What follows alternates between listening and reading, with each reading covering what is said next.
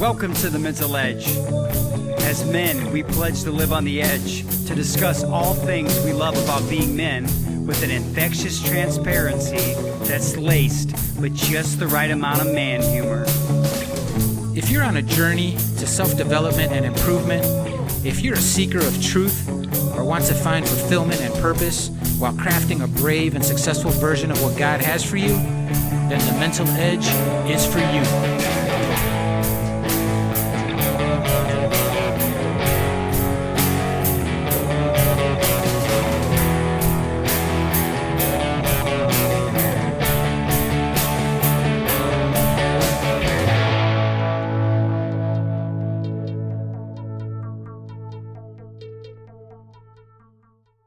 We're recording. Yeah, and we're back. I wonder if I could read my notes without my glasses. Check it out when you do like old man print. Yeah. See that gigantic print? 18 point. It was Helvetic Arial font. Dude, when you're a graphic artist, you hear that, he's like... Did you pull a permit for that billboard? Or? Dude, I don't know if I can have you here. He came ready. I don't want him to see my deck and report me to the city. You know? He came ready, man. Do you want him zoomed in only on that one?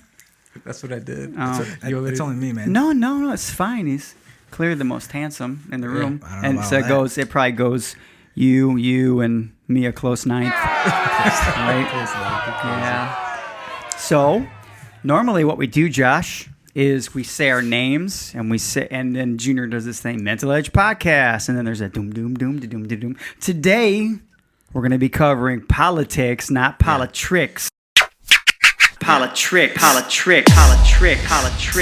Been saving that one all day long. And then we'll talk about why you're here. So I'll start. My name's Jay Casey. I'm Fernando Lopez Jr. And I'm Josh Huddlestun. And this is... The Mental Edge Podcast. There'll be some freaking sick music right here. Yeah. There's something about this beat that's hypnotic. Okay, well, he's Episode listened before, 1 of Season 3. Episode 1 Of Season 3? Of Season 3. Wow. Season 3, yeah. You were an easy choice for many reasons, Josh. Yeah. Just so you know. What timing? Yeah, Yes, you said it when you came in, and I was thinking that even when Jay brought your name up, I'm like, dang, crazy. You're in the hot seat. What a You time. are in the hot seat. You handle it well, though, dude. Yeah, you're pretty chill. What is... We'll see. We'll see. Let's just ask that question. First of all, Josh, what is your specific title politically? I am the 2nd District Councilman in Hobart, Indiana. 2nd District. So, Your district. which is my district. How lucky am I? Yeah. The luckiest. Did you know he was? I did. All right. I do. He's very engaging. All right. And what I want to say about your engaging is that it's preventative, which is so rare. So when you're famous, remember that that's what made you famous. Okay? You got it. It is. It's true, man. It's beautiful. I wish that more people understood the value of that. That's going to sound really weird on the... It's good. That's me tightening my mic. Up and down. Yeah, so I have a few questions for you, and I sent them to you because I don't like to surprise people with stuff. And the last thing we would want to do, Josh, here is make it uncomfortable, although all the viewers would love that. Right? Shoot them at me, man. Let's go. Yeah, no, I appreciate it. But is there just anything in general, Josh, that made you, you're such a young guy. And I often see young people involved in politics, but I don't see them act as seasoned as you, or as like an old soul. I'm an old soul. Like you got that old soul about you. I think that. Yeah, actually, my grandfather took me politicking when in his bid for city council, probably in 2001, 2002. Oh, interesting. So I got to see him interact and see him kind of do his thing, and it kind of. Obviously, at 10 and 11 years old, it didn't really mean anything to me at that point. But right. It kind of got the ball rolling. And then a number of years down the road, I went to school for accounting and finance. I thought I wanted to do some forensic accounting or some white collar crime. Yeah. Dude, my first professor for accounting class was miserable. It was miserable. Oh, that's funny. I'm a people person, so I'm a numbers guy and a people person. So it kind of made sense that, hey, politics might be the way to go. Yeah. And I put my roots here in my hometown, Hobart. I got kids. I wanted to shape the future for them and kind of see Hobart the way I see it, and I'd hope that they would have that same thing. So that kind of got me involved. And then the other thing is, man, I pay taxes here, so I wanted to make sure that that money's allocated properly. Right. And so kind of a combination of things that got me involved and got me to where I'm at today. So you said your hometown, born and raised here, or Born and raised in Hobart. Haven't left other than college, but came back. So he called you a young man? How old are you? 30. Dang. Actually, my birthday's in February, so I'll be honest with you, I didn't think you were 30. 25. You wear it well. Thanks, appreciate it. Yeah. Wow. Yeah. I feel like I remember you fresh out of high school at Charter and embarrassing me. Nah, come on. Like, you were throwing around the real weight, man. No, man. That's how I met him, though. That is. That's how I met him. Is that how you met him? Yeah. As soon as he walked in, I was like, I know you. He's like, Charter. And then I remembered he actually, like, he was the one that kind of initiated the conversation, just like, hey, how you doing at first. And then anytime we seen each other, we would just talk, you know. I mean, he'd outwork me, so I had to make friends with the, I'm an old man. With the tough guy. And Yeah, we don't even want to tell you how old we are. No, so in addition to that, man, I kind of want to leave my fingerprint, kind of leave do something that's bigger than I am. Legacy, man. We So, talk about that a lot here. so that kind of got me involved and, had to run for office. At least those are very, very noble reasons. And I imagine that if I interviewed somebody in politics, in general, they would feel that way in the beginning. They do. Yeah. But there's a lot of stuff that influence us to be a little more jaded. It could be even the people you represent. And we'll get into that, but I appreciate that explanation on why you're motivated to be involved. And I'm super Jesus thankful that you are involved in this town. So you will be getting votes from me for as long as I'm here, and I want to stay here. Yeah. Okay? That's good. Yeah, we love the town. We love the vibe and the feel of the community. And I'll tell you one thing before we move on to another question. I had a friend say one of the nicest thing about our town, and he's from Whiting, and he's moved to Chesterton, and he said one time, a flag football season, which you saw some flag football, he said he's from Chesterton, and his kid was on our team, and he actually teared up a little bit, and he said, Whoa. I just want to tell you, like, there must be like something in the water over there in Hobart, because when my kid wrestles with those guys, and then when my kid stepped on the field with with Ryder's friends, he's like, he felt so welcome. There was no like jealousy or competition that would have like affected his progress. He's like, man, we got in the car and he was like, man, I can't wait till next week. Wow. And I feel awesome. like that vibe is in this city. Yeah. No, for sure. We actually had that. I mean, I coach Pop Warner. I volunteered my time to coach Pop Warner, and we had a kid come over from another town, and same exact thing. He's like, I've never felt so at home. I mean, Wow. when you put that purple and gold on, I don't know, maybe it's something just I goes don't know. straight to your blood. But no, it for sure, I think the people in this community are really, I mean, they're awesome. So They're awesome. Yeah, my girlfriend moved here from Highland area, and she loves the sense of community. So, I think it's evident. It's been like that for as long as I can remember. Yeah. we're so resilient here too. I just feel like there's nothing that Hobart people can't accomplish. And I'm gonna get off on a tangent here, but I feel like we're like we really put it together and come together as a community. When it flooded in 08, man, I just saw people helping people. I mean, it was really nice. Wow. You do get to see a different side of events like that. I do. As in politics, right? We do. You can see the good, the bad, the ugly, though. So. I mean, I just love even the light not turning green fast enough on Union. You see this guy people are calling him I've been sitting here for 11 minutes and the light hasn't turned green. So I don't know if there's a weight under here or something. Yeah. I get videos. Here's me sitting at the street light. I know, I get them. It's true. Here's what he says. He doesn't say, God, guys, quit bothering me. I'm doing my best. He says, keep telling me if the problem exists. Ooh. That's what I try to do. Wow. Bring it to Papa. Bring it. Let's go. Let me know if your first world problem is still. Yeah. You know, I'm messing around. I'm goofing out. No, you're good, man. No, it's good. That's kind of like a little insight from past podcasts, but I don't really feel like that. Yeah, no, I mean, that's kind of our problem or should say, as politicians, we're here to solve problems and Hit the record button.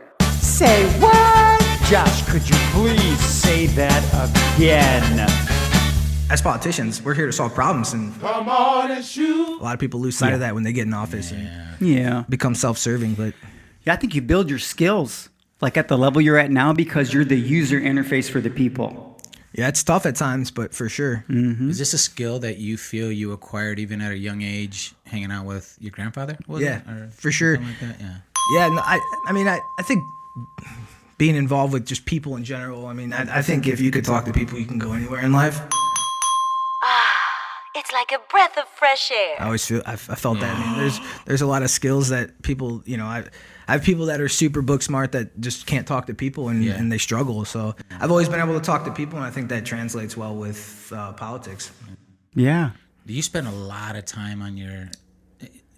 I'm going somewhere with this question, but on your cell phone, like maybe a lot of younger people will be like on that phone all day. Or did you find that you were one of those guys that wanted the more one-on-one interaction or group interaction, or? I think it's a little bit of both. Okay. I think there's kind of I'm gonna age myself here, but I mean flip phones in high school. Flip phones in high school, but we didn't really have. I mean, in high school, that was real. I mean, we had to interact. Okay. But as I got older, obviously the phones started coming out, but they really weren't.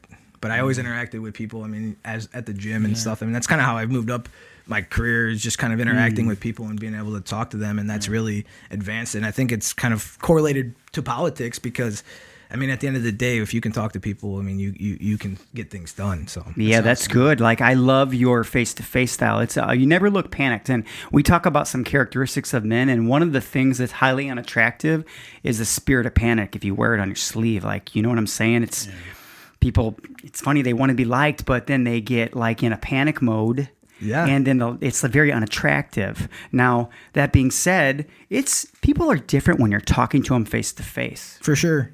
So, but what is the primary source? I think I know the answer of communication with Josh Huddlestun right now. I would say social media. Social media. Bring in the birth of the digital balls. Yeah. I'm a millennial, and obviously, I won my first election on social media. Amen. I mean, the guy that I was running against, he was an older guy, didn't really have any footprint on social media. You could just connect with so many people so quick, and it costs you no money. And fresh. Yeah. Costs you no money. That's such a good point. Like, it's arguably very efficient and cost effective. Right. Mm-hmm. Just takes your time. And your style. And there's a lot of people that, I mean, even my age too. I mean, if I show up and knock on their door, they're like, "Whoa, what's this?" Man, I didn't even think about that. Where's this guy's vacuum at? So but now they. I'm selling these magazines to go to college. Right? Yeah. Wait a minute. It's king size Reese's bar. It's at home. Yeah. I'll go get it once you buy it. But no, but now social media, funny. I send a message and people don't have any issue responding, and I'm like, you're basically just let me into your digital world, but you won't answer the door when I knock on it. So it was kind of I was able to just naturally just reach so many people fast. And the other thing that my opponent would be in a picture, and someone would say, "Hey, I'm voting for that guy," and I'd shoot him a message. I'd be like, "Well, can I introduce myself to you?" No. What's his name? Josh Huddlestun. Why are you voting for that guy? Right? Yeah, I mean, that's what I did, and people were like, "Oh, well, I didn't really know." So then we just engaged, and it was awesome. But I'm becoming a little bit of a anti-social media person now. Not that I'm still going to use it to communicate. Sure. I just think that we're in such divisive times right now that there's so much noise on social media that it's really hard to start weeding through it, and it's becoming counterproductive than when it was a tool and was productive. Yeah. So I mean, now you got fake profiles. Hi, this is Amber from Australia, and I'd love to get to know you, Josh. I mean, I'm dealing with that on my campaign page. I got people just creating fake profiles and just not. Wow. I mean, they're just saying stuff that they normally wouldn't say. Also, algorithms. So if you look at it, like if you're a person that, regardless of what side you lean to, if you're like red or blue, and let's say you're clicking on more red things, next thing you know, everything on your page turns red and or blue. So you know what I'm saying? So then all of a sudden you're like, you feel like the whole world is blue. Yeah. And, you know, or you feel like the whole world is red, and that might not necessarily be the truth. Yeah. The other thing from my standpoint, from a political standpoint, is there's people that got reputations to uphold on social media, even my friends. Yeah. I mean, they're whatever way they lean. I don't care what way you lean. Yeah. I'm gonna say I don't. You'll care. engage them anyway. I don't care. Yeah, I don't care which way you lean or whatever way. But they have a reputation to uphold, so I can. You can't really engage in good, productive conversation on social media now because everyone has that reputation to uphold. Yeah. But when I sit down and talk to them, have a phone call with them, they're like, oh. Also, when you're reading a text message or a message, it totally is different than when you're talking to somebody. Because I can see and feel the energy. I can facial expressions. That doesn't translate really well on social media, which makes it really hard, you know. So I agree, man. I'm really digging the style. Yeah. It's so welcoming and transparent. Like just even the way you present yourself, Josh. And another thing I don't like is like the opportunity for just I know I try not to cuss. I don't want to say it sounds like ship stirrer.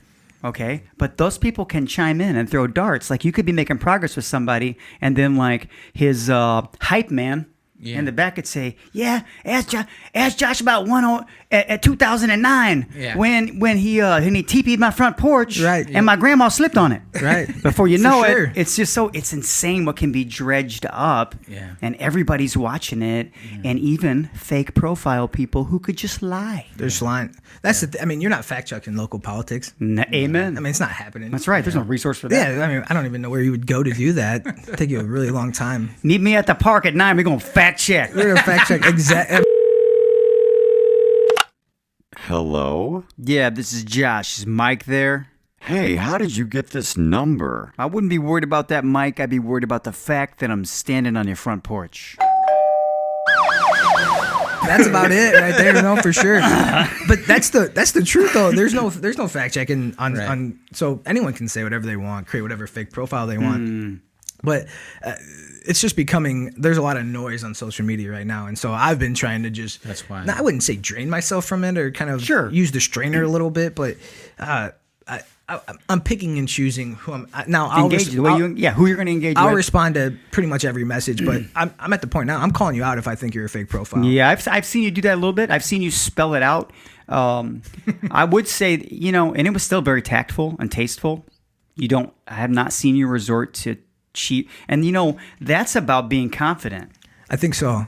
And if maybe the first person that throws a hook, a cheap hook, they're losing. Yeah. They're losing, and any real man and woman, they see it. They can tell, and I don't see you resorting to that, even in a tough situation. So I really appreciate that. Now, do you think that's a Josh thing, or is there anybody, Josh? And he's got a real cool segment coming up for you. So I hope you're ready. I hope did you do like some up downs and stuff before you came up here? But I want to ask you a couple. I wouldn't say they're tough, but is there anybody that's more advanced in the political life that you look up to? And it can be on any platform. It could be anyone from a senator to a mayor to a vice president. I don't care. Is there someone that you look to emulate? I wouldn't say emulate, but I just appreciate smart, intelligent people that do the right thing. And I mean, I don't care what side of the aisle they're on or what their views are, but I just look at someone that's well polished, maybe like a Pete Buttigieg, who's super smart guy, Harvard Rhodes Scholar, who just has it together. I may not agree with some of his views, or maybe I do agree with some of his views, but just a super polished guy that's like, wow, that guy wakes up in the morning, he's super detailed, he does his homework, and I think anyone can respect someone that's that organized and just ready to go. So I wouldn't say maybe from a view standpoint, but he's really polished for even in the presidential debates. I mean, they're like, your answers are calculated. Yeah, because he did his research. He did exactly what he was supposed to do. How dare you? Just kind of, he wasn't authentic. I'm not that tactful, but I try to be as authentic as I can and shoot straight with people and kind of grab the bull by the horns. But he's a little more, everything's thought out and processed. So I could use a little more of that in my life. There's something about passionate people who pursue to know more about what they believe in. It's true. Also, I just want to say on your defense, it's really hard to get to know someone, their inner deepest self, in like an hour show. Yeah. For the most part, a lot of the stuff that we're talking about here could just be a thought. Doesn't even mean that you actually 100% feel that way. It's just like we're going over stuff. You know what I mean? Absolutely. If someone really wants to engage, it takes time to get to know you. Listen to what I say. Absolutely. To know you or me, anyone on this panel, it's going to take time to get to know us and really understand like how we are. So, in your defense, like I get it, man. Sometimes it comes out one way. It might not even necessarily mean you feel that way in totality. It's just, it's a thought. Does it make sense? No, for sure. I mean, those going to obviously, Josh, if you decide to stay in politics, the sky's the limit for you. People are going to ask you tough questions one day, right? And I think the white, in my opinion, as a person that wants to vote for you forever and probably will, I think the thing to say all the time, Josh, is this is how I feel about this, and this is why. And man, when you say that this is why, I'm sorry, man. Good luck fighting, arguing with that guy. Yeah. Because he's done his homework. No, I for sure. I agree with you 100% there. I think one of the things that I get credited with is I just grab the bull by the horns. If there's an issue, I call you on the phone. There's no need to run from it. I mean, man of action. Just get it just get it over with. I mean, we might not agree. Tagline. We might have a disagreement, but let's settle it. Let's try to reach an agreement. If we can't, then let's agree to disagree. I still respect you. I still like you as a person. Josh, are you saying that we can disagree and not hate each other? Are you sure? Any animosity towards you. And that's what we're forgetting. Like we were talking about all this social media stuff. That's what we're forgetting about that person that we went to high school with, that we were really buddies with, and all of a sudden, you just see blue or red, and you're like, I don't like that guy. Yeah. Right? And what? Really? Wrote him off. Yeah, like wrote him you off. derailed the whole love train with a quarter on the track. Yeah, he did 1,000 nice things for me. Yeah. But can you believe that dude wants us to build a wall or whatever, some tough topic that divides people? So I did a Trump impersonation for an inaugural ball. I don't know if you guys ever heard this story. Wait, for what now? For the mayor of Hobart's inaugural for the inauguration. ball. Yeah. All right, so I got to hear this. all right, so I'm fresh in the I just won the election. Yes, Literally, you just won. got it. I'm 25. I'm young. Okay. The mayor calls me. He's like, "Hey, I want you to do a Trump impersonation." Because he's heard you probably do one. He did, but we're not doing one today. Yeah. So, okay. anyways, so people just turned off. They're done. We're done. So he's like, "I want you to do this impersonation." I'm like, "Okay, cool." Yeah. When are we doing it? He's like, "At my inaugural ball." I'm like, What? Whoa. I'm like, "Well, who's gonna be there?" It's Like, political celebration. like 4 people. Like, are we good? He's like, "No, pretty much every 4 people instead. No, he's like every like, that's mover funny. and shaker in the Northwest Indiana." I'm like, So, anyways, it was fun. We had a good time, but Wow. we scripted it out. We had it all scripted out. Me and the MC, we had it all scripted out. We're ready to go. So I come out of the locker room and they did like this plane was landing, and then I had like these Secret Service guys with me. Oh man. So I walk up and the MC doesn't have the paper in his hand, and he's always read from the paper, and I'm like, oh my gosh. Hey, what are you doing? Oh, I'm freewheeling here? Kanye, take it easy. We ad-libbed the whole thing. Oh my The whole God. thing. It was like a 5-minute skit. Did you get close at least? No, we were way off topic. But anyway, so I was You were in character, though. someone called the mayor's office and complained that it was so distasteful, and I'm like, man, like, Yeah. we're just having a good time. Yeah. So Yeah. I mean, I would say this. I imagine that there's no Trump supporter watching Saturday Night Live. And because, I mean, it's something like I told my wife one day, I'm like, man, I don't know what are they going to even talk about, if he doesn't get elected. But certainly, I mean, part of being a great leader is having a little bit of heart of humility. Like, dude, if you followed me around, you'd wonder why I'm still alive today. Today. Yeah. So that's great. I look forward one day till there's some young politician does a Josh Huddlestun impersonation, Come right? on. No, I think people take politics too serious. Amen. I really do. Yeah. More Amen. people. I mean, there's a guy who washes your car. If he washes it wrong, you're not just off with his head. There's Yeah. I mean, it's crazy that people they take it so serious. Yeah. I've seen families split up. I mean, it's crazy. Yeah, that makes sense. Wow. Yeah. I got another question leading up. I think I'm trying to go origin here. Yeah. I asked about where you grew up, right? I asked about who your influences were. I'm guessing, like I said, you said your grandfather was Yeah. a huge influence. What other like story led to kind of where you're at today? And then I'd like to know, do you have aspirations, like to go up more? Like, are you looking for mayor? Are you looking for like, what are your goals? Yeah, so kind of the catalyst was I was a banker downtown Hobart. Yes, main source of the day, right? Main source of the day. And I had to call in these businesses, and some of these businesses were like, we're leaving Hobart. I'm like, why, man? It's beautiful. Oh, what insight. So I was like, well, how am I going to change that? Someone said, well, you can run for office. I said, okay. So that was kind of the catalyst that I've been thinking about. It's good to know. And so I said, let's go. Let's be the change. Everybody talks, but nobody walks. And that's really the thing that I try to drive home as much as I can. Just do it. Just put the action in. Just be the change. Just be the change. So that's what I did. So I'm like, okay, I run for office. Luckily, I won. I'm pounding on doors. So that's crazy. Time my wife was pregnant, she knocked on doors. She hated me. But Really? we did it. We did it. We did right. it. But she, and you guys saw it through, and she sees the value, I'm sure. She loves the midnight calls about the stoplights. The dog barking. Dog. I got some crazy When you stories. gonna do something about them fireworks? Oh, dude, man. So you asked me, do I have any political aspirations? I'll be honest with you. It's tough right now being in politics, and I'm gonna shoot straight. I think it's an interesting time. I think it's gonna be hard for other people to get involved just because it's so decisive. I think I don't know. I don't know what my aspirations are. Some people have said you could go anywhere that you want to go, but I don't know. I value my family when they're reading that their dad's a deadbeat because the light's not changed in 2 weeks like it should be. So it changes your perspective a little bit. And as I get older, my kids get older.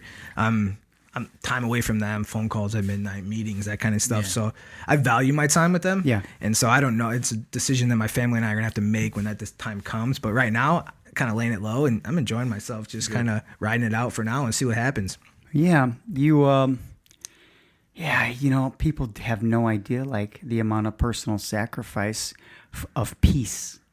Just peace. Like, it's so easy to complain and then watch the house burn down.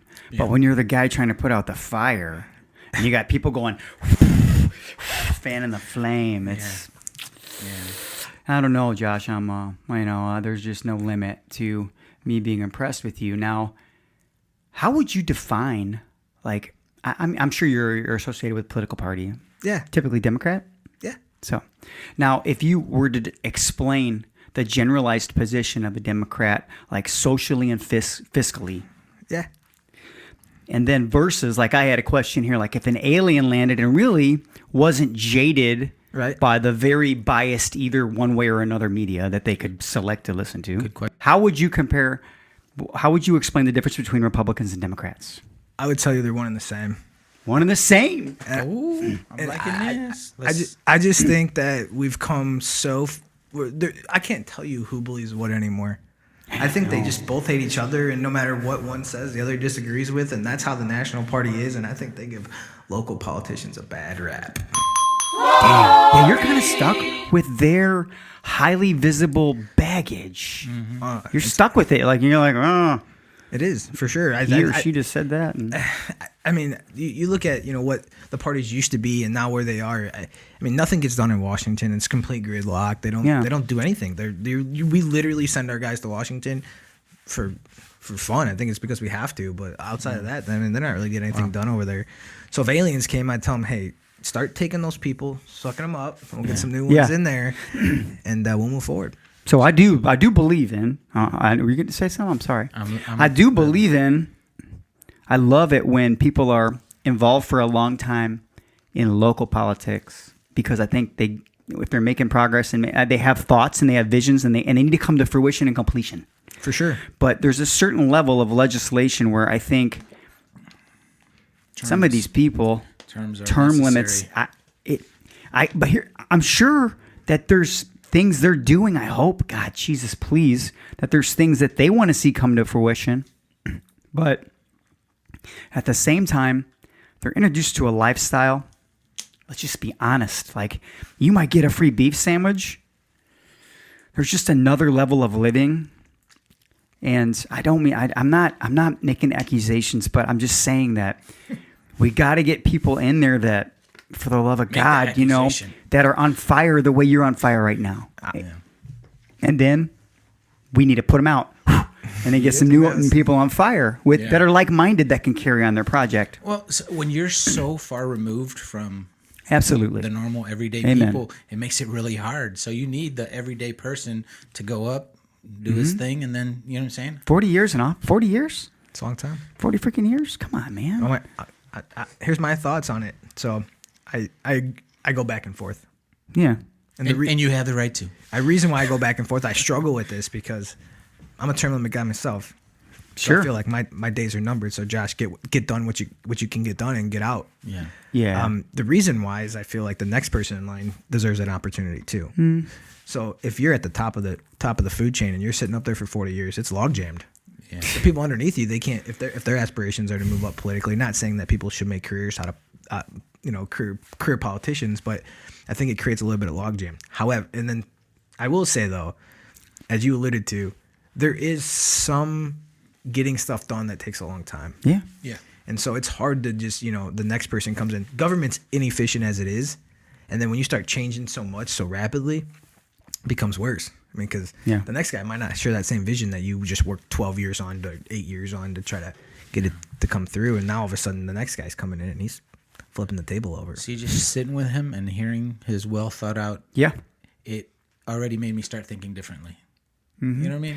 That's what You know what's crazy though? What's up? In 25 years, someone's going to be like, when you're a senator, they're going to be like, Get out. hey, Josh, let me ask you. So you're a senator 25 years from now. It costs $30 million to get you elected. Did you have that in your bank account? No. So listen, the real is I'm going to make a phone call to you because I went to your $50,000 dinner, Josh.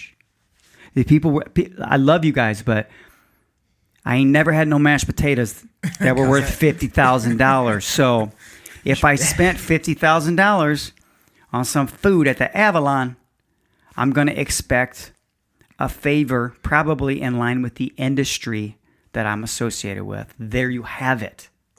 That's a huge argument for term limits. I agree. Yeah. I think the other thing is just name recognition. And I mean, if you've been in office for 40 years, I mean, that's really hard for someone to beat you. Yeah. Oh, yeah. I mean, even locally, when you run against an incumbent, I was an outsider. They had the mayor and his team had postcards, and I'm sitting there like, wow, man, that must be nice to have. You have someone that has a treasure chest of money, and they're just so it's hard to beat an incumbent. It really is. And so when someone's in office for so long, they just went on name recognition. They just went it's like a brand. It's like going and saying, "Give me a Coke." That's it. That's exactly what it is. Yeah. I'll tell you because it was a cool experience. If you guys haven't, you should. You get paid to work the poll, inside, not outside holding the literature, but actually inside. It's really eye opening because in the primary you have to declare a party in Indiana, whether you're a Democrat or Republican. Mm-hmm. Yep. So people would walk in and they're here to vote. That's their right to do it. And I'd say, well, are you a Democrat or Republican? They'd say, well, who's on the ballot? And I'd say, well, John Smith, Kyle Barnes. Oh, where's Kyle Barnes at? Well, he's a Republican. I'm a Republican. And it's like, wow, interesting. Just they don't even know. They didn't even know he was running. Yeah. But just the name recognition. That's where they went off of. Wow. Yeah, I can see how that would happen. I'm gonna tell you another story. This is a Lake County politics story. Yeah. I'm running for office. My buddy calls me. He's engraved in Lake County politics. He calls me up. He's like, hey, you're running against a guy with a Hispanic last name. I'm like, yeah, okay. He's like, do you have any other friends that have Hispanic last names? I'm like, yeah, I got a bunch of them. Why? Yeah. He's like, have them run. Oh, my God. I'm like, why? Dude, that's a real like, thing. He's like, they'll get confused and split the votes and you'll win. I'm like, no, I'm not doing that. Trust me, I'm a political science major. Right? I know all the tricks. It's crazy. Politics, not politics. But it happens. Yeah. Mm-hmm. So that's crazy. That's deep. It's nutty. There's a lot of that stuff. I'm kind of a tangent here, but even where your placement is on the ballot, absolutely matters. It absolutely. I actually listened to McDermott's podcast, and he broke down how Mervan beat him. First of all, he gave a lot of props to the USW. Yep. Okay. Because of their endorsement, and I will say, and I'll just be honest, now that we're talking about, do you think I didn't vote for Visklosky and Mervan, who said, I'm going to do what I can to protect your industry? Sometimes we vote for our pocketbook. For sure. Like, I feel like you gotta, guys, I want to look at what Josh has answered on the hard questions. Like, I know him personally. I already know his heart. But if I didn't know him, I'd be looking up, maybe not so much what his party association was, but how does he feel about this issue, which is important to me? And how does he feel about these taxes, which is fiscally important to me? Because you can have an opinion about something, but if it don't buy you milk at Strax, how important is it in the end? Right. Can I ask you a question? Yes. So my friends struggle with this. I got a lot of friends that are really big union guys, but they're also huge Second Amendment guys. And a lot of them go to the ballot box and vote their gun before they vote their job. Yeah, 30%. It's crazy.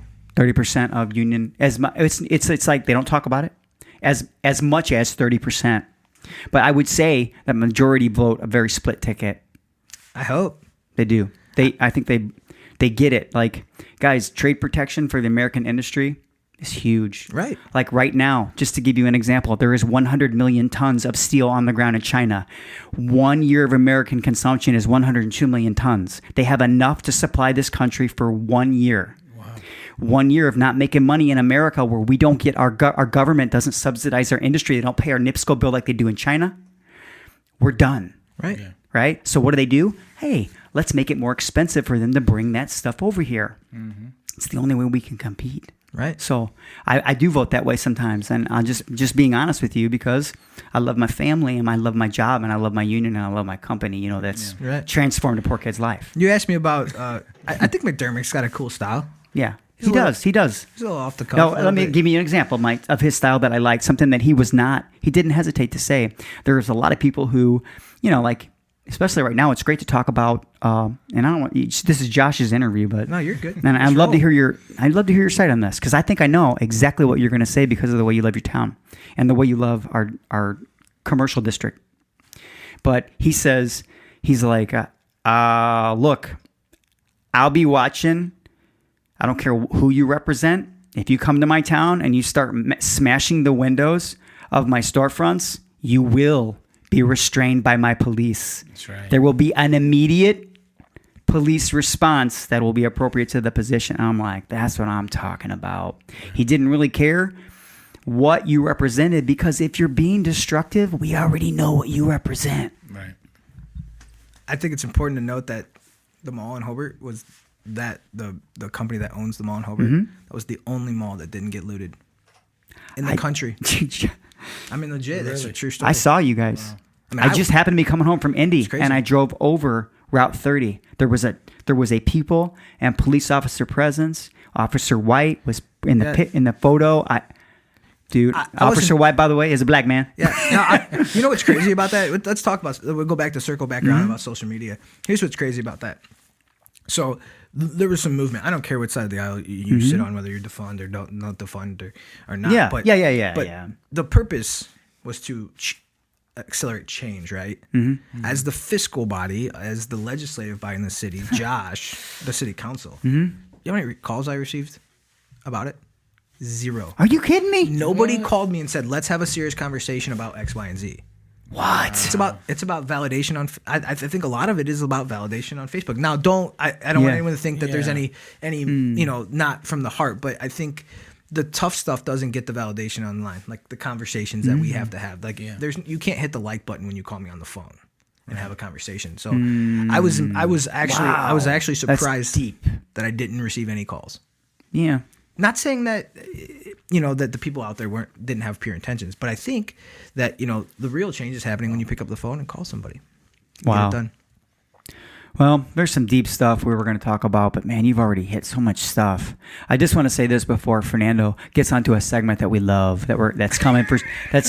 You want these? Do you want these boxing gloves, Josh? Because he's coming to get you. Oh, but that's fine. No. It's actually nothing like that. It's actually the opposite. But I do think that the way that we receive information has changed dramatically. For sure. And I remember this as a kid. I remember that there was a more objective reporting style. And a person can do research, and I'm not going to go into all these details, which I sent to Josh because I wanted to make sure he knew I wasn't coming from some like left conspiracy theory. All this stuff is real, guys, but there used to be telecommunication acts We'll have and a Josh part 2, buddy. fairness acts. We will, right? Yeah. He lives across the street from He does, and he'll be back. I mean, he'll probably be number one for season 3, at least for the first week.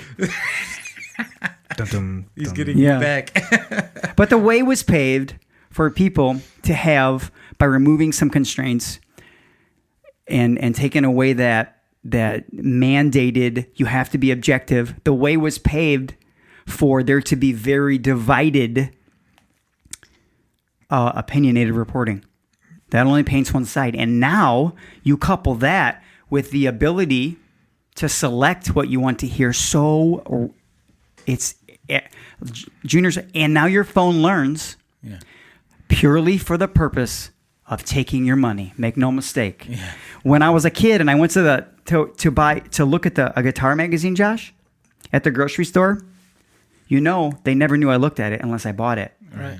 Right? So they didn't know. They needed to stock more guitar magazines. Right. Now, if I say the word guitar to you, it's going to come up. My newsfeed's going to be flooded. So I think that people, please do the research. Please, I want you guys to vote for this guy, but before we get into some more fun stuff here, but you got to dig into the truth. Yeah. And even the truth of what you think is the truth. Because you're able to very easily be given one particular slanted opinion. Yeah. And then coach that direction, and you're too good for that. Right. I just think that the newspapers have to sell advertisement. And I think the only way they do that is by creating these extreme biased opinions, and then they have to click on them to read it. Yeah, it's regardless of how crazy it sounds, like you have to click on it and read it.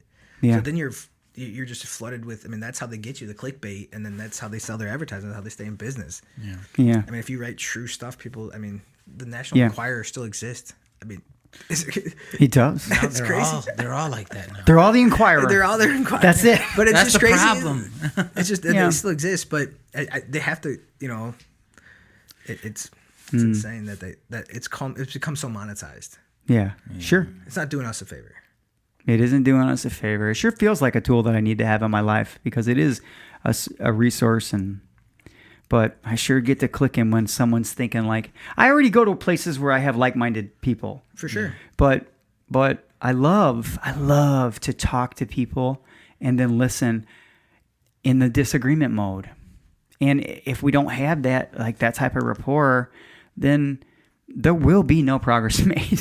I mean, I'm going to ask a question. Do you even know where to get accurate, truthful information from it these days? Oof. I mean, that's a Truth.com? I mean, that's really honestly, even me, like sometimes I'm muddling through stuff and I'm like, man, is this true? Is it not true? Yeah. And I think it's really challenging. You could find, and then when you do your research, which is web-based, does everyone realize, guys, the first 5 searches populated were paid for the most part. Like they were purchased. There used to be 50 telecommunications companies. Now, guys, they removed their constraints. Now there's 6. Yeah, highest bidder. The highest bidder. Yeah. So, Social Dilemma. Did you guys watch that show? Yeah. It's pretty real. Social Dilemma. Some of that stuff that I was talking about I took from watching that program, and then others just from years of being involved and just seeing how it's changed. Yeah. So it's pretty good. The Lord, could we please get onto some fun stuff here? It's politics, man. It's all fun. Yeah, right? It is. And yeah, you're so right, Josh. It is. With this next group of questions, there's 20 questions, all right? 20 questions. Dang. Yes, but we are calling it rapid fire questions, all right? Quick. Remember, you ad-libbed a whole Trump performance, so don't let us down. It's somewhere on the internet, guys. Yeah, so you don't can't let us down. find it. So, huge. It's Here we go. Oh, he's trying to say. Here we go. Why didn't you? You're next. And of course, I'm just going to preface by saying that some of these, if you answer, it could be like, hey, it's today, and this is what I like today. It could change tomorrow. Mm-hmm. Okay, so you're good. All right? This is just for fun. All right, rapid fire questions. Number 1, what's your favorite food? Pizza. All right. Cheese pizza, by the way. What? No toppings. All the muscles? You eat cheese and nothing else? right. Awesome. My wife's going to love that. Okay. Listens to it. Number 2, what's your guilty pleasure? I'm a Madden guy. Oh! All right. So anyone want to get on the stakes? I love Madden. All right. Awesome. All right. 3, do you binge on Netflix specials? I'm a big crime show guy, so I watch a lot of crime shows. Investigative Discovery. Are you? Well, remember that was your original career path a little bit. I like it. It's interesting. All right. 4, what's your favorite dessert? I'm not really a dessert guy, but I do like chocolate cookie dough blizzard. You gotta have the chocolate From the ice cream. world's greatest Dairy Queen. Dude, you gotta have chocolate ice cream in it. Okay. People don't know that. What a nice twist. Nice twist. All right. Number 5, if you could have any superpower, what would it be? Read people's minds. Wow. Dang it. Is that yours too, Jay? Yeah. I would love to read I people's just, minds. yeah. Change the world. All right. I'd win every election. I don't know why I got food on here another time, but last meal on Earth, what would you be eating? Probably steak. Really? Yeah. Not cheese pizza? No, I mean I like cheese pizza, but just, not the last meal. Right. One last Let's go out with some flank. All right, number 7. I can afford cheese pizza. Not Yeah. All right, number That's 7. funny. Something you like to do when no one's watching. I like to work out. Okay. I do. I saw you in the AM, brother. You did. On the treadmill, just getting warm because you're an iron guy. Yeah, when I He's an iron met guy. you, it was like during my I did like 3 years where I was going to work out like at 5:30 in the morning. So that's when I remember meeting you. All right, number 8. What's something that you know? What's something that you know that no one knows? Oh my gosh, that's a. Because now the whole world gonna know. it. Now the whole world's gonna know. Yeah, you might What want is to one curve thing it. that I know that nobody else knows. Who do you think no one else knows? Somebody might know. My next move. Yeah, your next move. Right. Oh yeah, because that right. Inquiring minds want to know since everything is the inquirer. My next move. Yeah. All right. Political move, I should say. Yeah. Ooh. So if asked, number 9, how do you describe yourself? Authentic. Hey, good word. Good one. Agreed, Next by the time I way. ask that question, I'm gonna ask what 3 words. But that was awesome. That was Yeah, good. that was. I mean, I just try to be real. Yeah. You I might like not Yeah, like be it, but real. Be real. Wow. That's gonna be on the. No, we're gonna get rid of that. Oh, all right. Number 10. Number 10. What is your biggest fear?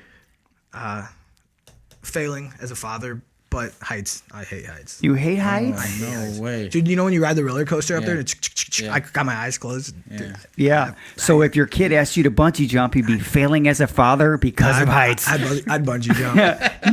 You would? I mean, yeah, You for do sure. it, But yeah. I'm scared of heights. I hate heights. So you'll do it. I love it. Yeah, I love close it. my eyes. Fear doesn't stop you from doing what you want to, what you need Yeah, to do. no. I'm a graphic designer. I make signs. I'm afraid of heights, but sometimes I gotta be up there got and put that. the sign up. It sucks, but you just gotta make do money. it, right? Yep, Put yep. food on the table. Yep. For Number sure. 11. Funniest thing that you've read about yourself. There's so many. I don't even. Come on. I mean, honestly, just give us one though. That's Come on, Hudds. Come No, on. that's I wouldn't say funniest thing. I mean, to me, it Yeah, might to be you. funny, It was funny to you. But that I'm getting my pockets lined from corporate dollars. That's my favorite. I drive a Hyundai accent. I'm not getting rich. Okay. And the Them mufflers. Auburn, you know them boys at Albany's lacing them pockets with gummy worms. For me, That's funny. and the muffler's falling off my accent. So if Yeah. there's any corporations out there, you can fix my muffler. Yeah. please. Right. All right. Oh my gosh. That's funny. Can you do any impressions? We already answered. We that already one. answered. Yeah. All right. What advice would you give your 12-year-old self? My 12-year-old self. Oh man. Ooh, that's tough. You know, you couldn't tell 12-year-old Josh nothing anyway, right? No, I don't probably know. I not. wouldn't remember it anyways. Were you always, growing up? Were you always like You know, stocky? a muscular? bulldog?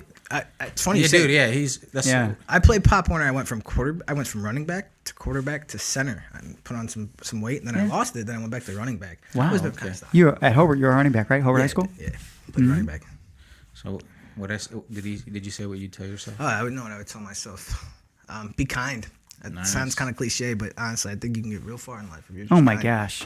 Agreed. Well, you don't come off like a mean guy. I'm not Yeah. a mean guy, man. He'd be This is authentic. This is He'd be yeah, like, this is "Hey man, I truthful. tried this. It worked. Be kind. Stay, Yeah. hey, Just be kind. use your superpowers for good." Just for good. Yeah, Yeah. read your mind. Tell you what's up. All right. Number 14. Best thing that's happened to you this year. This year, And not mean, 2000. I meant 2020. I apologize. Yeah. 2020 was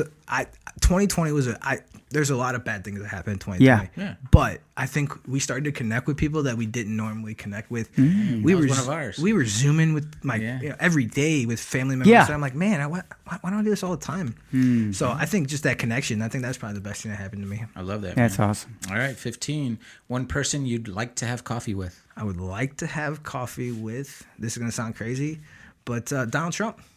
There you go. I want to just have coffee with that guy. I want to see what's going on. Yeah. There you go. That's brave of you Yeah. to say that, but I get why you say that. You're like, look, this is the poster child of a particular mindset, and I would sit down and have coffee with him. And if I could do that, how come we can't talk at other levels all the way down the tree? I love it. No one has conversations to understand anybody. Yeah. They talk to just talk and not understand. Like, Yeah. I want to understand where you're coming from. We might not agree, but I want to understand where you're coming Reminds me of on talk shows where people just scream the same thing, and they'll just keep, the 14th time it was different than the first ridiculous time we heard it. Right. They scream, right? And that's kind of like it feel like it's the Jerry Springer show sometimes. It is, for sure. No one, I don't know, it's just my personal opinion. I don't think anyone tries to, we're so caught up in noise that we don't try to White understand noise, anyone. amen. All right. What's your favorite movie? My favorite movie is Con Air. Nicholas Cage. Con Air, man. There's so many is it rated R? It might be. I don't even know. There's so many movies that are rated R for whatever reason that Con Air is on my list to one day watch with Ryder. You should. You know? My daughter was born on July 16th, and he Nicholas Cage. I'm gonna see my daughter for the first time on July 14th, and I'm like, we born on July 14th. It didn't happen, but I love Con Air, man. Yeah, it's fun, man. One of my favorite movies has Nicolas Cage, and it's Gone in 60 Seconds. Oh yeah, the lighting and cinematography in that movie is insane. It's funny. Both of those movies, you could probably say there was something about him stylistically that separated him in the moment, especially. You know what I mean? Yeah. He had his run, Yeah. Nicolas Cage, and now I see a lot of stars in some kind of B-rated. I think the money's in volume now, not necessarily in one here. You know, My second would have to be Big Daddy. I love that movie. Big Daddy. Good choice. Yeah. All right. Best gift you've ever received? Best gift I ever received. My kids, of course. I mean, that seems kind of cliche, but I get it. Yeah, Right. I love watching you roll around with your family. It's fun. On your souped-up golf cart, and I love it, man. Yeah, I mess with the governor a little bit, go a little faster. Is it set up high with the big rims? He's got a nice one, yeah. Okay. Yeah, it's good. Yeah, I mean, it was bought for him by corporations. In case anyone wants to know, clearly, a gas company. It's probably the reason why he doesn't have a super nice car, right? Right. Yes. All right. It's true. We're getting close to the end. They didn't want to take my money. They wanted me to get better gas mileage. Yes. There you go. Number 18. What's your most used emoji? My most the one that the laughing one that you like. Oh, with the crying? Yeah, the laughing crying. Yeah, I think that might be mine. I didn't like the one with the hands up, woo, woo, raise the roof or whatever. Or the monkey with the this, because I get a lot of those memes. Is that what they're called? Memes. Yeah. Mm-hmm. My friends send some stuff that's crazy ones. Little borderline. Yeah. So I gotta send them that. You said meme like you might have called it something wrong for a long time. Like you're one of them guys that say, "Babe, did you see this meme?" Dude, I'll tell you though. I don't know what I gotta make sure. I gotta get a feel. The politician in me has gotta make sure that I'm politically correct here. With and you gotta sound real relevant, right. like in tune with the Instagrams and the Instagrams. All right, 19. Who do you go to for advice? My grandfather. I should have. I was gonna say that. So good, Josh. He's a smart guy. Been around. 80. Yeah. You see stock in that, right? You see value in intelligence born out of experience. I don't know why I go there sometimes. He's so hard-headed. We're both hard-headed, so we just kind of sometimes just kind of. Do you butt head? He challenges you, and you appreciate it. I do. I think from hearing that, and I think probably all of us in this room would fall under this category where we probably know the right thing, but we just want to make sure we know the right thing. Like it's the right answer, so we go to the person that we trust the most. He's a proof. Yeah. And, usually I think I would think that and then you're just like, let me see if Gramps agrees or whatever. Right. Yeah. That type of thing. That's amazing. So, yeah. And number 20. All right. So with all your gathered knowledge in 30 years, everything that you've acquired and you've done in your life in the last 30 years, right? And if you were going to die tomorrow and leave this earth, what 3 words would you leave behind? 3 words. Yeah. Be present, love, and be aggressive. Aggressive, present, and love. I think Nice, man. I think you need to be. I haven't present heard in the moment. aggressive. I like that. Yeah, and you know, in context, the 3. Yeah. You know, because love it. You know, actionable love Yeah, no. is. And I think aggression. Sometimes people see it as a negative, but it could be super positive. Yeah, absolutely, man. Yeah. So I do when this- you're running through the line, you gotta be aggressive. Yeah. You're going after anything. You gotta be aggressive. You do. I think there's a guy named John Gordon who does it's called one word. So you pick one word for the year. Okay. And last year was present. I picked present because I wanted to be in the moment. In the year where it's hardest to be present, at least conventionally, you picked present. But you didn't know that. I didn't. Know that. You know that in January? No way. I think sometimes Awesome. we're there, but we're not there. Mm-hmm. So present was a big one, and I mean, love obviously. I think you can't go wrong with that, and then just being aggressive. I think that's a big Man, going after. those it. are good. Want it? You got any more? I got just a couple. Go ahead. You were an athlete. I was. You why do you still work out, Josh? I love it. Yeah. It's my release. Does that make you? I mean, for me, I know what it feels like to not feel like I'm capable. Right. I know what it feels like to feel capable. To me, I feel more like a man when I'm capable, super capable. And I just want to be functionally fit all the time. Did you have a high school nickname? I did. Did you? It was real creative. Was it creative? Yeah. Was it? Okay, I'm going to tell you. I'm going to guess whether you made it up, which is illegal, or if your friends made it up after you tell it to me. They called me Hudd. I think your friends made that up. They did. Yeah. Actually, it started as cough it up Hudd because I fumbled all the time when I played football. So I coughed the ball up. So that's how it started. I never heard a football player say, "Hey, I fumble a lot." So I get it. You know, like Walter Payton carried the ball like this. I watched. I watched. but was that something you purposed to get better at or do less as you progressed as a fumble? brickie? Yeah. I mean, yeah. I mean, of Yeah. course. I mean, You lose your job, bro. you lose your job. You fumble all the time. So yeah. No, they call it cough it up Hudd, and then Hudd stuck, and everyone calls me Hudd today. Coughing up Hudd. I'll tell you a funny story. So we're playing baseball, okay? Yeah. And I'm going to bat. I played sports. We're in high school now. Yeah. I played sports with this kid all the way growing up. Right. And someone's like, "Let's go, Josh." And so I go up to bat, and I come back to the dugout, and the kid's like, "Why'd they call you Josh?" I said, "That's my name." He's like, "No, I thought your name was Huddlestun." I'm like, "Bro, we've been." I'm like, "Bro, Huddlestun. I'm like, That's a pretty cool we've been name. growing up forever, like together. We've been playing sports for our whole life. Like, wait, we've been friends for 8 years.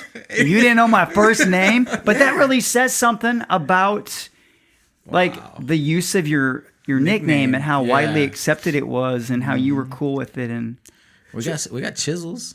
we do. And I have smileys. friends, Yeah, we got a lot dude. To this There are day. some nicknames in the mill, Junior, that were born in different eras that would not be acceptable today. I bet. So Yeah. When I ran for office, so you can in the middle, you can put kind of Yeah. in parentheses. So I almost put Hudd in there just in case anybody thought- out there You should. might. dude, I get probably it. would've. I get it. Wow. Right? Yeah, Because yeah. I want you to know, like Fernando, like most people, like our close friends, they know him as Junior. Yeah. Nobody knows Fernando. Like I still get people. I had to put in my Facebook. I put Fernando Junior Lopez Yeah. because No one knew. people didn't know. Yeah. They Did you didn't guys go to associate. school together? Yes, we did. Played on the same football team. Yeah. Highly successful football team for 2A. Yeah. Right. And we went to Lake Station together, but we were at least when I was a junior We were 1 year. and a senior, 11-2 and 10-2, lost in the regional to Lures, That's good. who then destroyed the semi-state game. Did you fumble a lot or no? No, I didn't fumble a lot, but I'd be honest with you, like at that point, I didn't get the ball a lot because everyone around me was so goddamn good. Yeah. Did the You ball know? have laces then? Or did, They did. Oh, I took off my leather helmet. Oh man, he's dating us, Junior. But we got thick skin. That's so good. anyway, so I'm gonna tell you right now, Josh, you don't fumble a lot anymore. Nah. Metaphorically, and we love that about you. And this is the spirit of young politics that I hope Yeah.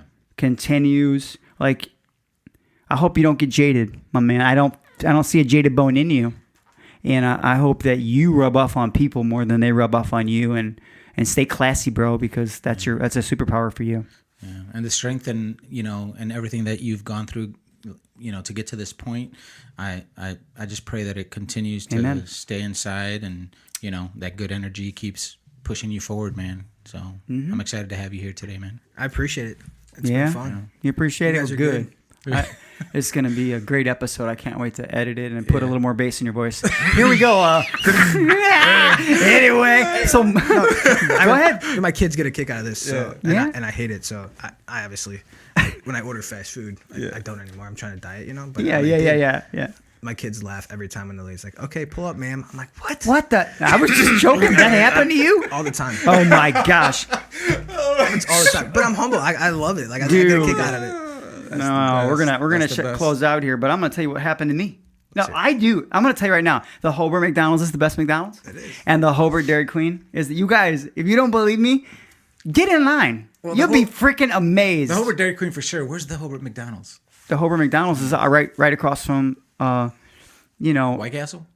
Yeah. Oh, yeah, okay. Yeah, I agree with you. Yeah. Like, here's what I think happens, to be honest with you. I think that, like, the people from Chick-fil-A spent some time in Hobart, and they're like, this is how you do it. Yes. Right? Yeah. But, so I'm pulling up to get a coffee at, 8 a.m. at McDonald's. And I pull around, and the girl goes, you can always ask for that senior citizen special. I'm like, what? Don't let the. I'm like, what? And then I'm like, girl, you ain't getting none of this, George Clooney. And then she goes, 75 cents. I go, okay, thank you very much. There you go. Sold out. We're down. That was it. That was awesome, man. Drive back around. Yeah. Good stuff, man. So listen, that was a great conversation. My name is Jay Casey. I'm Fernando Lopez Jr. And Josh Huddlestun. And this has been The Mental Edge Podcast. We Out.